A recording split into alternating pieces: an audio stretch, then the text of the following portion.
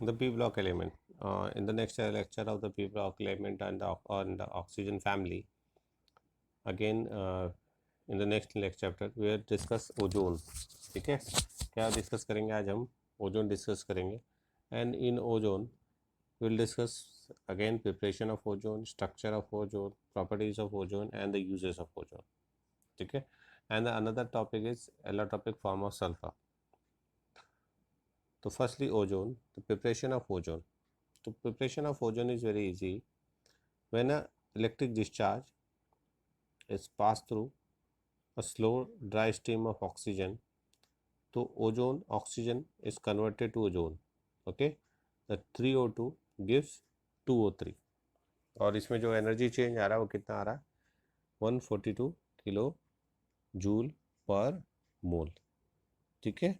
तो और जो मिलता है उसको हम लोग ओजोनाइड ऑक्सीजन कहते हैं. और जो ओजोनाइड ऑक्सीजन में अबाउट 10% क्या होता है? ओजोन होता है. ठीक है, आगे बात समझ में. तो आओ उससे फिर हम प्योर ओजोन कैसे बनाएंगे. तो for preparation of pure ozone, जो ओजोनाइड ऑक्सीजन है is cooled with liquid air. ठीक है. तो जब ओजोन कंडेंस होता है इन प्रेफरेंस टू ऑक्सीजन, ठीक है, क्योंकि उसका बॉइलिंग पॉइंट ज़्यादा है, 161.2 किलो 0.2 केल्विन है, और ऑक्सीजन के लिए बॉइलिंग पॉइंट कितना है? 90.2 केल्विन है. ठीक है. तो वहाँ से हमको क्या मिल जाता है? By the fractional distillation ozone मिल जाता है. तो हम वहाँ से ओजोन को क्या करते हैं? अलग कर लेते हैं. क्लियर. तो एक मेथड है ओजोन को प्रिपेयर करने की. फिर उससे पहले अगर हम थोड़ा सा और डिस्कस कर लें तो ओजोन कहाँ मिलता है हमको. तो ओजोन हमको पता है कि ओजोन क्या है? ऑक्सीजन के दो इलेक्ट्रोपिक फॉर्म है, ऑक्सीजन एंड ओजोन.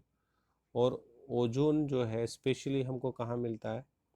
ट्रोपोस्फियर में मिलता है. कहाँ मिलता है? सॉरी, ट्रोपोस्फियर करें, स्ट्रेटोस्फियर में मिलता है, अबाउट इसकी 20 kilometre from the surface of the earth. ठीक है. एंड ये हमको प्रोटेक्ट करता है किससे? हार्मफुल अल्ट्रावायलेट रेडिएशन से. तो it is very necessary for us, for our life. और ये एक जनरल नॉलेज है जो हमको पता है. ठीक है. अब आते हैं हम किसके बारे में? स्ट्रक्चर के बारे में. तो स्ट्रक्चर्स ऑफ ओजोन.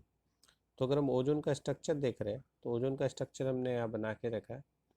तो ओजोन जो बेसिकली जो एक्चुअल स्ट्रक्चर है वो resonance hybrid of this two resonating forms है. हमने दो रिजोनेटिंग फॉर्म लिखे. ठीक है. दोनों रिजोनेटिंग फॉर्म देख के आपके एक समझ में आ ही रहा है कि यहाँ एक रिजोनेटिंग फॉर्म ये है, ये है. अब यहाँ से डबल बॉन्ड पहले इन दोनों के बीच में था, अब डबल बॉन्ड यहाँ आ गया. ठीक है. तो they are the two resonating forms. ठीक है. ओजोन की हाइब्रिडाइजेशन स्टेट को अगर हम देखें तो यहाँ ओजोन की जो हाइब्रिडाइजेशन स्टेट है वो कौन सी है? sp2 होती है. कौन सी हाइब्रिडाइजेशन स्टेट होती है इसकी? sp2 हाइब्रिडाइजेशन स्टेट होती है.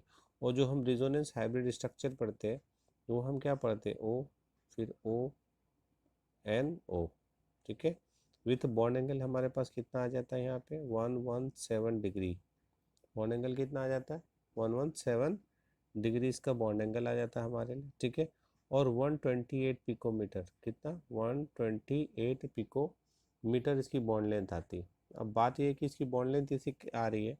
तो एक ध्यान रखिए कि जब हम ओ सिंगल बॉन्ड ओ और ओ डबल बॉन्ड ओ देखते हैं तो दोनों की बॉन्ड लेंथ अलग अलग होती है. ठीक है ना. तो जो ऑक्सीजन ऑक्सीजन बॉन्ड है उसमें हमको दो अलग अलग बॉन्ड लेंथ मिलेगी. सिंगल बॉन्ड की बॉन्ड लेंथ हमें कितनी मिलती है? 148 पिकोमीटर. और डबल बॉन्ड की बॉन्ड एंगल हमारी कितनी होती है? 121 पिकोमीटर. ठीक है. और जो हम ओजोन में स्ट्रक्चर देखते हैं तो उसमें जो ओजोन है उसमें जो बॉन्ड लेंथ मिल रही है हमको कितनी मिल रही? In between single bond and double bond. ये शो कर रहा है कि ओजोन कैसे मिल रहा है? टू रिजोनेटिंग फॉर्म्स में मिल रहा है. क्लियर.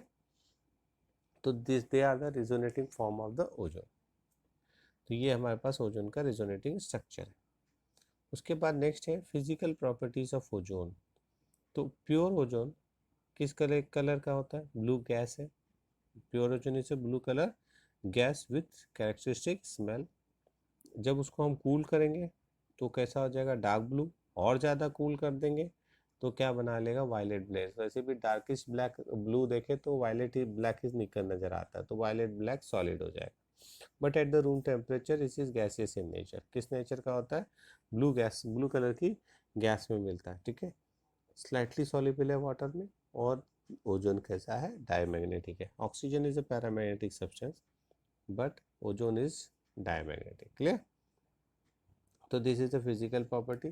ना अनदर प्रॉपर्टी इज कि जो हमें ओजोन मिल रहा है, जो हम बना रहे हैं, तो वो स्मॉल अमाउंट में हमारे लिए बहुत हार्मफुल नहीं है, लेकिन अगर वो कंसंट्रेशन को किससे 100 पिकोमीटर से ऊपर बढ़ा दिया जाए तो ये हमारे लिए क्या होता है, काफ़ी हार्मफुल होता है और इट ब्रीदिंग प्रॉब्लम क्रिएट करता है, नोजिया और हेडेक क्रिएट करता है. ठीक है, तो in a less quantity it is not harmful, but in high quantity it is a harmful substances.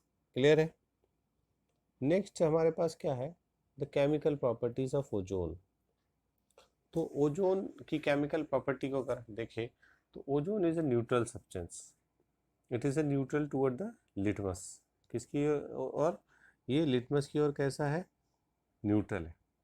ठीक है, लेकिन हम देखें, क्लियर, तो पहली प्रॉपर्टी है, जो फर्स्ट प्रॉपर्टी है वो क्या है, it is a neutral toward the litmus. Second property हमारे पास यहाँ पे जो है वो क्या है, decomposition, and this is the most important, क्योंकि जितनी भी इसकी प्रॉपर्टी इसी पे डिपेंड करती है. तो अगर हम ओजोन को लेके चल रहे हैं तो हम कहते हैं कि ओजोन थर्मोडाइनेमिकली काफ़ी अनस्टेबल होता है. ओजोन यहाँ पे थर्मोडाइनेमिकली क्या है, अनस्टेबल है. और ये थर्मोडाइनेमिकली अनस्टेबल है क्योंकि आसानी से डिकम्पोज हो रहा है by the liberation of heat. और ये क्या बना ले रहा है, ओजोन किस में कन्वर्ट हो जा रहा है, ऑक्सीजन में कन्वर्ट हो जा रहा है. ये एक बहुत क्वेश्चन पूछा जाता है कि क्यों थर्मोडाइनेमिकली अनस्टेबल है. तो यहाँ पे देखिए, क्योंकि ये प्रोसेस एक्सोथर्मिक है, तो हमने यहाँ पे क्या कहा कि जो डेल्टा एच है वो कैसा आएगा, माइनस आएगा. और साथ में यहाँ 2 मोल से कितने बन जा रहे हैं, 3 मोल गैस बन रहा है, क्योंकि ये भी गैस है और ये भी गैस है. तो यहाँ डेल्टा एच की वैल्यू कैसी आएगी हमारे पास, पॉजिटिव आ जाएगी. ठीक है, तो यहाँ पे डेल्टा एच कैसा हो गया, पॉजिटिव हो गया, और डेल्टा एच कैसा हो गया, नेगेटिव हो गया. ये दोनों की दोनों ही फेवर कर रही है किस चीज़ को, कि अगर हम देखें फार्मूला हमारे पास क्या होता है, हमारे पास फार्मूला होता है delta G is equal to delta H minus T delta S. ठीक है, अब वो कहते हैं कि इन दोनों के सपोर्ट के कारण इसकी वैल्यू लार्जली क्या, हाईली नेगेटिव आती है. और जब इसकी हाईली नेगेटिव आएगी, तो जब लार्ज नेगेटिव वैल्यू आएगी किस फ्री एनर्जी की, तो डेल्टा जी यहाँ पे क्या आ रहा है, माइनस में आ रहा है. और जब माइनस में आएगा तो ये रिएक्शन कैसी होगी, स्पॉन्टेनियस होगी. इसलिए जो थर्मल डिकम्पोजिशन है वो हाईली स्पॉन्टेनियस रिएक्शन है. और अगर हम हाई कंसंट्रेशन ऑफ ओजोन ले तो वहाँ पे हमको एक्सप्लोजन मिलेगा, है ना, हाईली एक्सप्लोजिव सब्सटेंस हो जाता है. तो ये है, क्वेश्चन पूछा जाता है कि क्यों थर्मोडाइनेमिकली अनस्टेबल है, उसका थर्मोडाइनेमिक कंसेप्ट बताइए. तब आपको बताना पड़ेगा कि डेल्टा जी यहाँ कितना आ रहा है, नेगेटिव आ रहा है. फिर आ जाइए केमिकल प्रॉपर्टी थर्ड में. तो उसमें हम कह रहे हैं कि इट इज़ ऑक्सीडाइजिंग एजेंट. अब ऑक्सीडाइजिंग एजेंट क्यों, because easily liberated nascent oxygen, अभी हमने देखा क्या बना रहा है, ये नेसेंट ऑक्सीजन बना रहा है. और due to formation of nascent oxygen it is a strong oxidising agent. Only 2 reactions is given in the NCERT book, but आप उसके अलावा काफ़ी रिएक्शंस उसको हम मन से लिख सकते हैं. तो फर्स्ट हमारे पास रिएक्शन है, ozone oxidises black lead sulphide to white lead sulphide. Reaction is PbS plus 4O3 gives PbSO4 plus 4O2. इस रिएक्शन को आप याद ही कर लो, और नहीं तो आप इसको बना के भी लिख सकते हैं, क्योंकि हमारे पास जो बेसिक रिएक्शन है वो क्या है कि O3 हमको क्या दे रहा है यहाँ पे, O2, और प्लस क्या दे रहा है, O. ठीक है, अब हमारे पास यहाँ PbS है. ठीक है, प्लस हमारे पास क्या आएगा, यहाँ पे 4O आना चाहिए. गिव्स में क्या हो जाएगा, PbSO4, ये हो जाएगा हमारे पास. अब यहाँ पे 4O चाहिए, यहाँ पे कितना 1O है. तो इस पूरी इक्वेशन को हम क्या करेंगे, इस पूरी इक्वेशन को हम क्या करेंगे, 4 से क्या करेंगे, मल्टीप्लाई कर देंगे. जब इस पूरी इक्वेशन को आप 4 से मल्टीप्लाई कर दोगे और फिर दोनों इक्वेशन को हम क्या करेंगे, आपस में ऐड कर देंगे, तो हमें क्या मिल जाएगा, हमें हमें यहाँ पे क्या मिल जाएगा, हमें यहाँ मिल जाएगा PbSO4. PbS हो गया, PbS प्लस क्या हो जाएगा हमारे पास, ये जो हमने यहाँ लिखा ये हो जाएगा हमारे पास क्या, 4O3. ठीक है, 4O3 हो जाएगा, हो गया 4O3 आ गया, क्योंकि ये 4O और यहाँ पे ये मल्टीप्लाई करने का 2 आएगा, ये कैंसिल हो जाएगा. तो ये हमको क्या दे देगा, PbSO4, और प्लस क्या आ जाएगा हमारे पास, O2 आ जाएगा. तो हमारे पास इक्वेशन आ गई PbS plus 4O3 gives PbSO4 plus O2। ठीक है, सेम एस अगर हम नेक्स्ट रिएक्शन देखें, ऐसा नहीं कि यही रिएक्शन है, चाहे तो हम इसके अलावा लिख सकते हैं, जैसे अगर हम लेड सल्फाइड की जो क्या ले लें, ZnS ले लें, तो ZnS को भी अगर हम 4O3 से रिएक्ट कराएं तो हमें क्या मिल जाएगा, यहाँ पे ZnSO4 मिल जाएगा, ZnSO4 मिल जाएगा प्लस क्या मिल जाएगा हमको, 4O2 मिल जाएगा। तो रिएक्शन कहने का सेंस ये है कि आप अगर रिएक्शन लिखते जा रहे हैं तो आप आसानी से इसको जस्टिफाई कर सकते हैं। सेकेंड, अगर हम देखें कि ozone oxidises iodide to iodine, किसको क्या कर रहा है, आयोडाइड टू आयोडीन कन्वर्ट कर रहा है। अब इस रिएक्शन को भी हम देखें तो क्या बन रहा है हमारे पास, भी देखो O3 हमें क्या दे रहा है, O2 दे रहा है प्लस हमें क्या दे रहा है, O दे रहा है। ठीक है, बेसिक रिएक्शन हमारे पास ये है। अब हमने यहाँ पे क्या ले लिया, हमने यहाँ पे ले लिया 2Ki, क्या ले लिया हमने यहाँ पे 2Ki ले लिया, प्लस हमारी रिएक्शन होती है क्या, H2O प्लस क्या होता है O, ये हमको क्या देता है 2KOH, क्या देता है हमको 2KOH देगा। ठीक है, प्लस हमें क्या देगा ये, प्लस हमें I2 देगा। ठीक है, this is the reaction. But अब यहाँ पे इस पूरी रिएक्शन को अगर हम गौर से देखो तो हमें यहाँ पे कितने ऑक्सीजन की ज़रूरत है, यहाँ पे हमें एक ऑक्सीजन की ही ज़रूरत है। तो एक ऑक्सीजन मॉलिक्यूल की ज़रूरत है, तो हम इसको क्या कर सकते हैं, कंबाइन, बिल्कुल इसको अगर हम ऐड कर दें तो इसको ऐड कर दें, ये ऑक्सीजन ऑक्सीजन कैंसिल हो गए, तो हमें क्या मिल जाएगी यहाँ पे रिएक्शन, हमको मिल जाएगी 2Ki प्लस H2O प्लस क्या मिलेगा O3। ठीक है ना, हमको क्या दे देगा ये 2KOH एंड साथ में क्या देगा हमको ये I2। तो ये हमारी रिएक्शन जस्टिफाई होगी। ठीक है, दिस इज द रिएक्शन कि विल गेट द, क्या मिल रहा है हमको, आयोडाइड से क्या मिल रहा है हमको, I2 मिल रहा है। ठीक है, आगे बात समझ में। अब आ जाओ आगे। नेक्स्ट हमारे पास जो है वो क्या है, quantitative method for estimating O3 gas. अब हम O3 गैस को कैसे पता करेंगे कि कितना O3 प्रिपेयर हुआ, जो भी हमने O3 प्रिपेयर किया उसको कितना हुआ। तो उसको करने के लिए हम टाइट्रेशन मैथडोलॉजी यूज़ करते हैं। कौन सी यूज़ करते हैं, टाइट्रेशन की मेथड यूज़ करते हैं। When the ozone reacts with access of potassium iodide, ozone को हमने किससे रिएक्शन कराया, अभी कराया था पीछे KI से। ठीक है, solution buffer with borate buffer. ठीक है, in presence of borate buffer, pH हम कितना मेंटेन करके रख रहे हैं, यहाँ पे 9.2 मेंटेन करके रख रहे हैं। आयोडीन हमारी लिबरेट हुई थी, अभी हमने पीछे की एक रिएक्शन देखी। तो जो आयोडीन अब लिबरेट हुई, उस आयोडीन को हम टाइट्रेट करते किसके अगेंस्ट, सोडियम थायोसल्फेट से, और पता करते कि कितनी आयोडीन वहाँ पे मिली हमको। ठीक है, अब अगर हम इसको देखें तो हमें कितनी आयोडीन मिली, ये हम यहाँ पे मेजर कर लेते हैं। क्या मेजर करते हैं हम लोग यहाँ पे, कि हमको कितनी आयोडीन मिली। ठीक है, हम क्या मेजर कर लेते हैं यहाँ पे हमको, कि कितनी यहाँ पे हमको आयोडीन मिली। अब यहाँ आयोडीन को हम किससे रिलेट कर सकते हैं, ओजोन से, क्योंकि अगर सपोज करो कि यहाँ पे हमको 10 मोल आयोडीन मिला, क्या मिला 10 मोल आयोडीन मिला, तो इट मीन्स यहाँ पे भी कितना होना चाहिए, 10 मोल ओजोन होना चाहिए। आगे बात समझ में। तो कितनी मोल ओजोन था उसको हम यहाँ पे जस्टिफाई कर सकते हैं कि जो भी ओजोन प्रिपेयर होता है उसको पहले आयोडीन आयोडाइड से रिएक्ट कराते, आयोडीन प्रिपेयर करते, आयोडीन को हम सोडियम थायोसल्फेट के अगेंस्ट टाइट्रेट करते, आइडेंटिफाई करते कि कितना आयोडीन प्रोड्यूस हुआ, फिर पता, उससे हमें पता चल जाता है कि वहाँ पे कितना अमाउंट ऑफ ओजोन प्रेजेंट था। तो ये एक तरीका है quantitative method for estimating O3 गैस। Clear. Next is the uses of ozone. तो what is the uses of ozone, ozone is germicide, disinfectant, sterilizing water, ठीक है, is also used in the bleaching oil, flour, starch, और most important oxidizing agent है, we have discussed already, in the manufacture of potassium permanganate, artificial silk, synthetic iron Kapoor. तो इतनी ये इसके uses है। ठीक है, they are the uses. Clear ना। नेक्स्ट इंपॉर्टेंट क्वेश्चंस, अभी हम लोगों ने इतना दिखा कि why does O3 act as a powerful oxidising agent. तो अभी हमने कहा क्यों है powerful oxidising agent, because delta H negative है, डेल्टा S पॉजिटिव है, both are reaction favouring toward the, किसको, किसके लिए, डेल्टा G नेगेटिव होने के लिए फेवर कर रही है। उसके कारण वो क्या हो रहा है, इजिली डिकम्पोज होगा, और जितनी आसानी से डिकम्पोज होगा उतनी आसानी से क्या प्रोड्यूस कर रहा है वो, क्या प्रोड्यूस कर रहा है, नेसेंट ऑक्सीजन दे रहा है। और याद रखिए कि इसकी ऑक्सीडाइजिंग पावर जो होती है ना, थिक फ्लोरीन जो होता है उससे लेस ऑक्सीडाइजिंग एजेंट है, लेकिन ऑक्सीजन डाइऑक्सीजन से मोर ऑक्सीडाइजिंग एजेंट होता है ओजोन। तो ozone is a powerful oxidising agent. Second, अभी मैंने आपको समझाया कि O3 को हम एस्टिमेट कैसे कर सकते हैं क्वांटिटेटिवली। तो किससे ये कराएंगे, आयोडाइड से, जो आयोडीन प्रोड्यूस होगा उसको सोडियम थायोसल्फेट से रिएक्शन करेंगे, हमें आंसर मिल जाएगा। ठीक है, तो अभी हम इसको ऑलरेडी डिस्कस कर चुके हैं ओजोन। तो उसके बाद आ जाओ, नेक्स्ट टॉपिक है हमारे पास एलोट्रॉपिक फॉर्म ऑफ सल्फर। बहुत नहीं पढ़ना, only few properties and the shape, इतनी चीजें हमें एलोट्रॉपिक फॉर्म ऑफ सल्फर में पढ़नी है। ठीक है, तो हमारा जो नेक्स्ट है वो सल्फर का क्या फॉर्म है, एलोट्रॉपिक फॉर्म। ओके, तो नेक्स्ट इसे देखो, सल्फर एलोट्रॉपिक फॉर्म।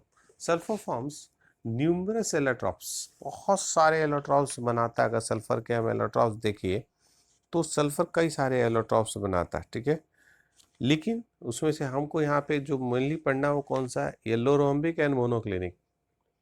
कौन सा है, monoclinic sulphur and the rhombic sulphur, ये जो हमारे पास है। अगर हम कह रहे कि बहुत सारे सल्फर एलोट्रॉप्स बना रहा है, तो उसमें से जो मेनली हम यहाँ पढ़ रहे हैं कौन सा, येलो रोम्बिक है जिसको हम अल्फा सल्फर कहते हैं, दूसरा मोनोक्लिनिक है जिसको हम लोग बीटा सल्फर कहते हैं। ठीक है, अब आ जाइए, सबसे पहले हमारे पास क्या है, येलो रोम्बिक सल्फर। तो येलो रोम्बिक सल्फर को अगर हम देखें तो उसकी प्रॉपर्टी में क्योंकि उसका नाम ही बता रहा है कि वो कौन सा है, येलो रोम्बिक सल्फर है, तो किस कलर का होगा, येलो कलर का होगा। ठीक है, दूसरा क्या है, मेल्टिंग पॉइंट इसका कितना 385.2 एंड स्पेसिफिक ग्रेविटी कितनी है 2.06। कैसे बनता है ये, तो इसको बनाने के लिए हम क्या करते हैं, rhombic sulphur crystal are form on evaporating the solution of roll sulphur in CH2। Roll sulphur को, सल्फर जो हमको मिल रहा है उसको हम लोग कार्बन डाइसल्फाइड के एनवायरनमेंट में उसको हीट करते हैं, इवेपोरेट करते हैं, तो will get the crystal of the rhombic sulphur. ये insoluble in water but dissolved to some extent in benzene, alcohol, ether and carbon dioxide यानी it's a less soluble in a polar solvent but highly soluble in a less polar solvent or non polar solvent। ठीक है, याद रखिए, and this is the most stable form of sulfur at room temperature। ठीक है, अगर हम बाकी जितने भी सल्फर के फॉर्म को रखें, अगर वो हमको थोड़ी देर उसको रखे रहे, स्टैंडिंग करें, तो they change into their form. But sulphur जो हमारे पास रोम्बिक सल्फर है is a highly stable form. Clear, तो this is the rhombic sulphur. Second is a monoclinic sulphur. Second is a monoclinic sulphur. अब monoclinic sulphur को देखो तो इसके लिए जो टेम्परेचर है हमारे पास, मेल्टिंग टेम्परेचर कितना है 393 केल्विन है, एंड स्पेसिफिक ग्रेविटी कितनी है 1.98 है। ठीक है, रोम्बी की कितनी थी 2.06 थी, यहाँ इसकी स्पेसिफिक ग्रेविटी कितनी है 1.98 है। सॉल्युबल है किसमें, कार्बन डाइसल्फाइड में, वो भी कार्बन डाइसल्फाइड में सॉल्युबल था। और सबसे इंपॉर्टेंट पॉइंट जो यहाँ पर है वो ये है, transition temperature. The temperature, transition temperature, हम कह रहे हैं कि it is stable above, monoclinic stable above 369 kelvin and transfer into alpha form below it. मतलब 369 से नीचे हमको अल्फा फॉर्म मिलेगा, ऊपर हमें क्या मिलेगा, बीटा फॉर्म मिलेगा। It is stable below 369 Kelvin, transform into beta sulfur above this 369 Kelvin. The forms are stable। तो ये जो टेम्परेचर हमारे पास है 369 Kelvin, 369 Kelvin, this temperature is called transition temperature। This temperature is called which temperature? This is called transition temperature। ठीक है, तो ये हमारे पास दोनों चीज है, monoclinic sulphur and the rhombic sulphur. उसके बाद हम कह रहे हैं स्ट्रक्चर की बात करते हैं। नेक्स्ट हमारे पास जो टॉपिक है वो क्या है, हमारे पास स्ट्रक्चर है। ठीक है ना, अब स्ट्रक्चर में अगर हम आते हैं तो हम कह रहे हैं कि जो rhombic sulphur and the monoclinic sulphur, दोनों में हमें एसिड मॉलिक्यूल मिलता है। कौन सा मॉलिक्यूल मिलता है हमको, एसिड मॉलिक्यूल मिलता है। और एसिड का जो होता है पकड़ रिंग स्ट्रक्चर्स होता है, क्राउन शेप। कौन सा शेप होता है उसका, क्राउन शेप होता है। तो यहाँ हमने क्राउन शेप बनाया है, देखो ये क्राउन शेप है। इसमें टोटल हमने देखो कितने हैं, 1 2 3 4 5 6 7 एंड 8। तो एसेट यूनिट है, बॉन्ड लेंथ दिख रही है हमको कितनी है, 204 पिकोमीटर है, और यहाँ पे एंगल कितना आ रहा है हमारा, 107 डिग्री का आ रहा है, ठीक है। इसके अलावा आगे तो एसेट स्ट्रक्चर था हमारे पास, ये स्ट्रक्चर जरूर याद करिएगा, it's important structure. And the next is cyclo S6 form, which form, S6 form. तो इसका जो स्ट्रक्चर होता है कौन सा शेप होता है, चेयर स्ट्रक्चर होता है। कौन सा शेप होता है इसका, चेयर स्ट्रक्चर। तो अगर इसको देखो तो कैसा बनाया हमने, यहाँ से ये ऐसे गया, ठीक है, और इसको थोड़ा सा तिरछा रखो, फिर ये ऐसे, फिर ऐसे, और ये ऐसे। तो ये इसका क्या स्ट्रक्चर है, S6 स्ट्रक्चर है। और S6 स्ट्रक्चर में यहाँ पे बॉन्ड लेंथ कितनी आ रही, 205.7, और बॉन्ड एंगल कितना, 100.2। क्लियर। तो दो शेप हमको यहाँ मिलते हैं, दोनों हाईली स्टेबल है, एक 6 मेंबर रिंग है और एक क्या है, 8 मेंबर रिंग है। इसके अलावा एक जो कॉमन क्वेश्चन है हमें पूछा जाता है कि जो सल्फर है वो गैसियस फॉर्म में भी एग्जिस्ट करता है, किस फॉर्म में एग्जिस्ट करता है, गैसियस फॉर्म में भी एग्जिस्ट करता है, किस टेम्परेचर पे, इतने टेम्परेचर पे। और इस टेम्परेचर पे इसके पास कितने 2 अनपेड इलेक्ट्रॉन्स होते हैं एंटी बॉन्डिंग पाई ऑर्बिटल में, और उसके कारण ये भी पैरामैग्नेटिक होता है as O2, only S2 in the S2 form. और S2 स्पीसीज कहाँ मिल रही है हमको, 100,000 केल्विन पे मिल रही। और like dioxygen sulphur S2 is paramagnetic, ठीक है, किस कलर का है, ब्लू कलर का है, पैरामैग्नेटिक है। और ये क्यों है, because of presence of 2 unpaired electrons. किसकी प्रेजेंस के कारण, 2 अनपेयर्ड इलेक्ट्रॉन की प्रेजेंस के कारण ये ब्लू कलर का होता है, ठीक है। ओके।